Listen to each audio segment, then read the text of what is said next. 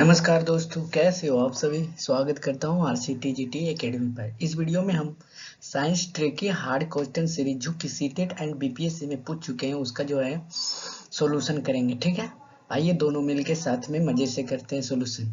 ये पेपर 2018 से 2024 का होगा, ठीक है, लेटेस्ट तक। तो सबसे पहले जो भी हार्ड रहेगा आप घबराइए मत सवाल देख के। ठीक है, तो चलिए स्टार्ट करते हैं। पहला सवाल आप लोग जो है वीडियो पॉज कीजिए, उसके बाद जो है थोड़ा सा, ठीक है। अब सबसे पहला सवाल कर रहा है, कक्षा में एक प्रयोग के दौरान एक शिक्षक ने वस्तुओं को लेकर उन्हें पानी में डुबो दिया। अब तीन प्रकार का, यानी कि एक वस्तु लिया, ठीक है, दो वस्तु लिया जो कि ए एंड बी है। अब उसका जो है यहाँ पे चार्ट दे दिया गया है। अब आपको इससे जो है क्या करना है, ऑप्शन बनाना है, एलिमिनेट करना है। तो ऑप्शन एलिमिनेट किस तरह से किया जाता है आइए जानते हैं। सबसे पहले आप देखेंगे ये y दिया गया है, ठीक है।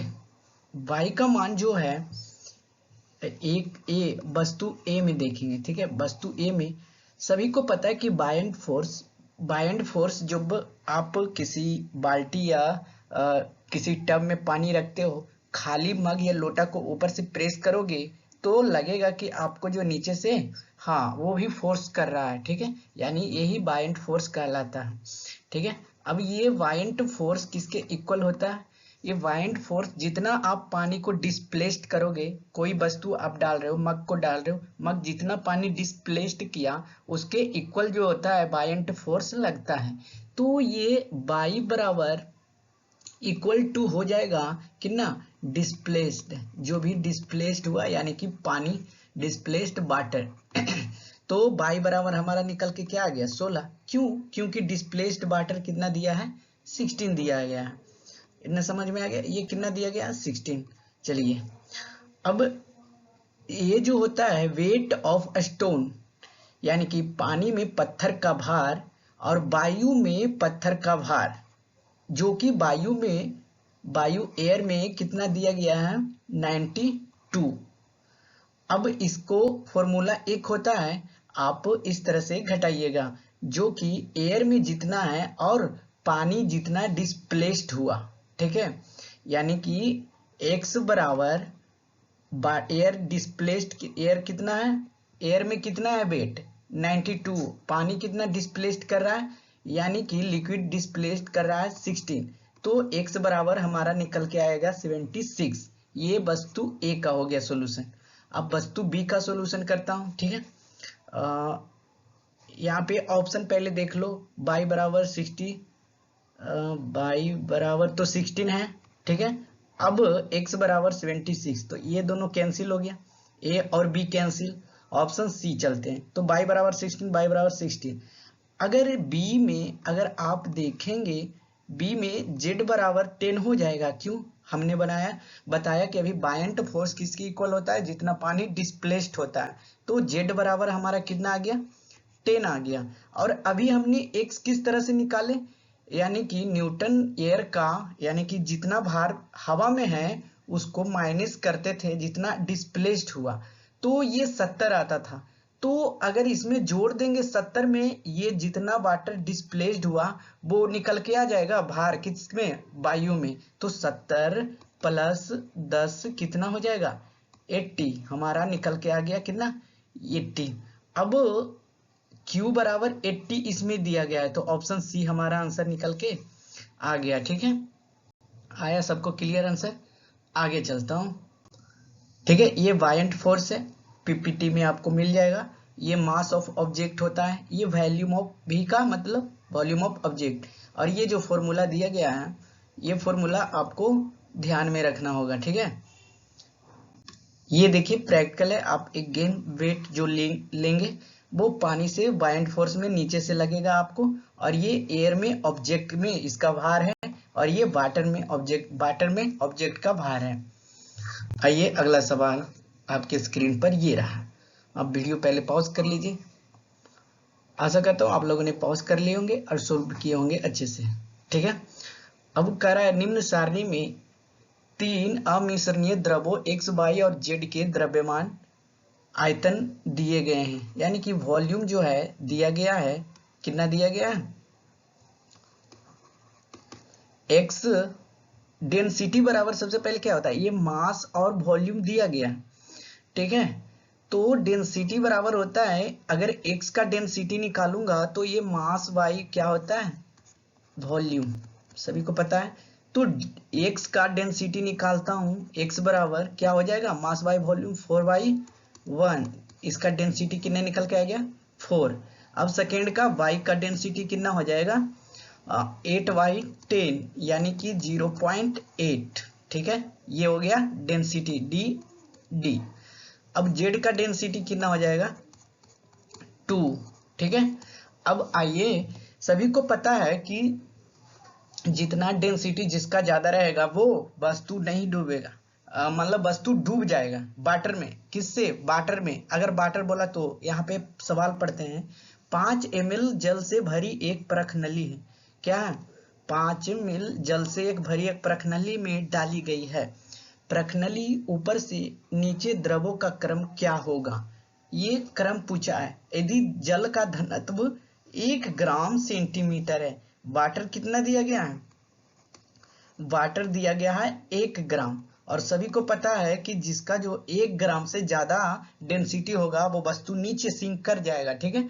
तो 1 ग्राम से किसका ज्यादा है, तो एक्स और जेड का है, यानी कि ये जो वाटर होगा यानी कि जल, वो किससे बड़ा होगा, सिर्फ बाई से बड़ा होगा, ठीक। क्यों, क्योंकि जो है बाई जो है फ्लोट करेगा ना, फ्लोट करेगा, तो बाई यहाँ पे हो जाएगा, ये वाटर होगा उसके बाद, ठीक है, वाटर होगा उसके बाद कौन सा हो जाएगा, किसका घनत्व, हाँ 2, यानी कि जेड हो जाएगा, फिर उसके बाद एक्स हो जाएगा। ये इस क्रम से आप लगा सकते हैं, यानी कि बाई सबसे ऊपर होगा, फिर वाटर होगा, फिर वाटर में जेड गया तो ये हो जाएगा, फिर एक्स ज्यादा सिंक कर जाएगा, क्यों, क्योंकि डेंसिटी इसका ज्यादा है एक्स का।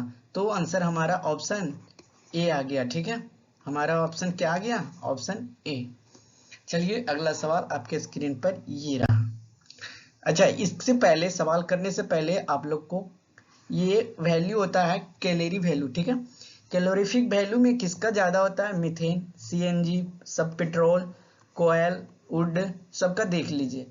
अब सवाल इसी पे है, आपको बताना है कि निम्नलिखित में से कौन धातुएं ए, बी और सी की अभिक्रियाशील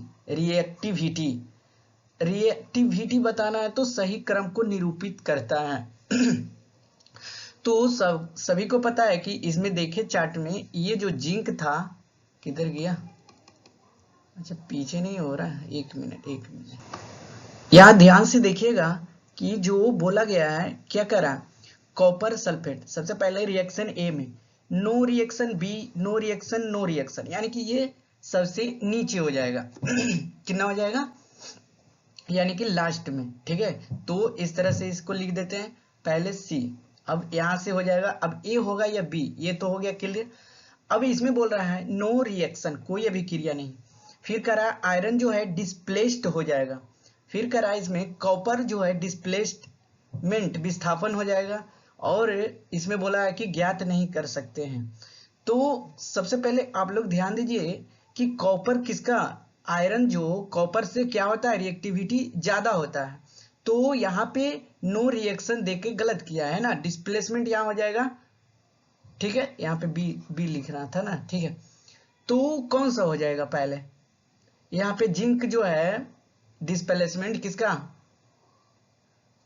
नो रिएक्शन यहाँ भी दिया है, नोट ज्ञात कर सकते हैं, डिस्प्लेसमेंट नहीं समझ में आ रहा, एक मिनट।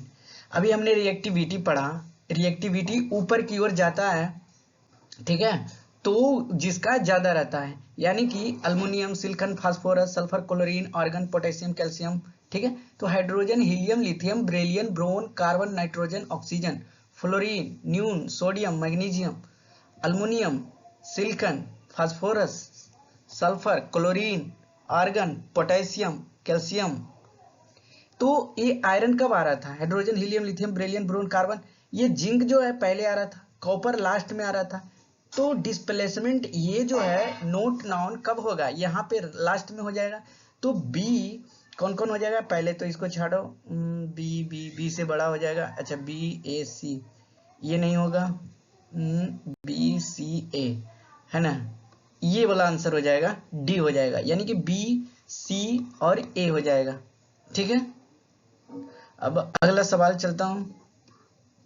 यहाँ पे देखिए ये फॉर्मूला है most reactive, how remember reactivity. तो एक फॉर्मूला ट्रिक होता है, please stop calling me a careless zebra, instead try learning how copper saves gold. Copper देखिए लास्ट में था, लेड कहाँ गया, आयरन, आयरन से ज्यादा जिंक था, तो जिंक ज्यादा हो जाएगा रिएक्टिविटी, फिर आएगा यहाँ पे आयरन, उसके बाद आएगा कॉपर। ठीक है, इस तरह से होगा, सबको पता है, यानी कि इसका रिएक्टिविटी ज्यादा होगा, मोस्ट रिएक्टिविटी किसका होगा, जिंक का। चलिए अगला सवाल, every object is attracted by earth, यानी कि प्रत्येक वस्तु पृथ्वी से एक बल द्वारा, सभी को पता है ग्रेविटेशनल फोर्स के द्वारा आकर्षित होता है। अब बोला है कि जो वस्तु यहाँ ए, फिल इन दी ब्लैंक्स आप सबको भरना है, यानी कि फिल इन दी ब्लैंक्स, ए की जगह क्या भराएगा, ठीक है, और फिर यहाँ पे बी दे दिया गया, बी की जगह क्या भराएगा, और यहाँ पे सी दे दिया गया। अब चलिए ट्राई करता हूँ, दोनों मिलके ट्राई करता हूँ, ठीक है। तो प्रत्येक वस्तु पृथ्वी से एक बल द्वारा आकर्षित होती है, सही बात है, जो वस्तु डैश और गुरुत्वाकर्षण द्वारा उत्पन्न त्वरण पर निर्भर करता है। अच्छा, एक होता है मास, एक होता है क्या, वेट। अब इसमें जो है मास डिपेंड किस पे करता है, ये वेट जो होता है फोर्स पे डिपेंड करता है, जितना फोर्स आप लगाएंगे, ठीक है, उतना वेट उस पे महसूस होगा। ठीक है, अब किसी को ऐसे दबा रहे हो, उसका वेट महसूस हो रहा है, यानी कि उठा रहे हो, फोर्स के साथ उठा रहे हो, तो वेट पता चल रहा है। लेकिन मास कोई भी वस्तु का समान जगह सेम रहता है, आप यहाँ वस्तु मास का रखिए, वस्तु का मास चाहे चंद्रमा पर, ठीक है, चेंज नहीं होता है, चेंज नहीं होता है।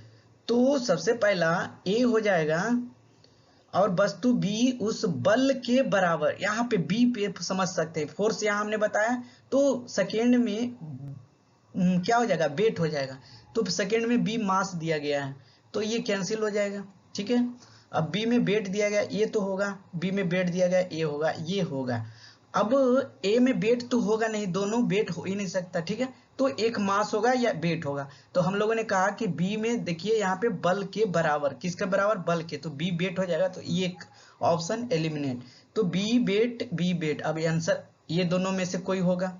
चलिए, अब वह पृथ्वी की ओर आकर्षित होती है, तथापि चंद्रमा की सतह पर सी बदलता है, क्या बदलेगा, द्रव्यमान बदलता है, नहीं बदलता है ना, यहाँ पे सी बदलता है बोल दिया, ठीक है, तो वेट बदलता है। ठीक है, अब जबकि डी एक समान रहता है, द्रव्यमान क्या रहता है, समान रहता है, तो ऑप्शन हमारा सी आ गया। ठीक है, सबको समझ में आ गया, क्लियर।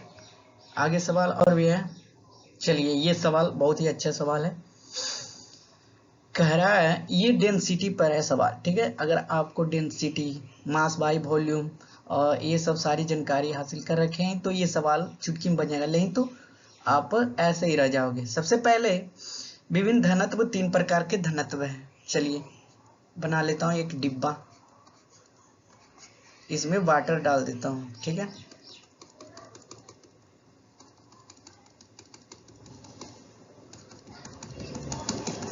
ये वाटर हो गया। अब इसमें थोड़ा सा ये बोल रहा है कि इन लिक्विड पी ऑब्जेक्ट, यहाँ पे क्या कर रहा है, ये पी है, ये क्यू है, ये आर है, सबका नामकरण भी हो गया। ऑब्जेक्ट इज कंप्लीटली सबमर्ज्ड, ये पी में कोई पत्थर है जो ये पूरा डूब गया पानी में, यानी कि नीचे बैठ गया।